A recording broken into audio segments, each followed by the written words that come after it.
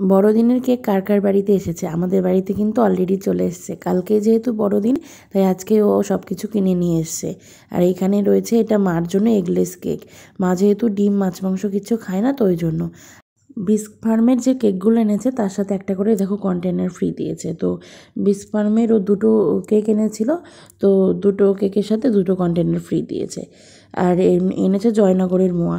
আজকে এনেছে তার কারণ হলো ঠাকুরকে কেক না দিতে পারলেও একটু মোয়া তিলের খাজা এইসব দিয়ে একটু পুজো দিয়ে তারপরে আমরা খাবো কালকে। তো ওই জন্য ওকে বলেছিলাম আর ও এই জন্য এনেছিল। আর এই যে এই কেকটার সাথেও কন্টেনারটা ওই যে ফ্রি দিয়েছে। তো যাই হোক, যেগুলো এনেছে কেক দেওয়া যায় কিনা ঠাকুরকে সে তো জানি না, যে এগলেসটাও দেওয়া যাবে কিনা তাও জানি না।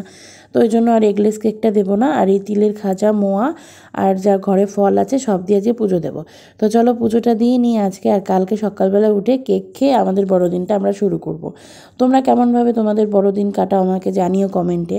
আর এই যে দেখো সকালে মানে গাছে যে কটা ফুল ছিল নিয়ে আসলাম তুলে, আর মোয়া তিলের খাজা আর যা ফল ছিল নিয়ে চলে আসলাম। এবার ঠাকুরকে একটু পুজো দিয়ে নিই সব কিছু দিয়ে। আর এই যে দেখো গোপালের সোয়েটারটা মুখের ওপর উঠে গেছিলো, খেয়াল করিনি, তো সেটা একটু ঠিক করে দিই আগে, নাহলে এদিকে শীত কিন্তু মুখটা তো আর ঢাকা যাবে না, মুখটা খুলেই রাখতে হবে।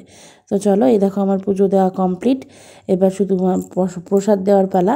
মানে জিনিসটা যখনই এনেছে, আর নতুন জিনিস বছরের ঠাকুরকে না দিয়ে খেতেও ইচ্ছা করে না, সেই জন্য আগে ঠাকুরকে দেওয়া, ওই জন্যই আগের দিন করে এই সব কিছু কিনে আনা। আমার এই ছোট্ট ভিডিও কেমন লাগলো জানিও, আর সবাই যে যার মতো করে ভালো করে বড়দিনটা কাটিও। টাটা।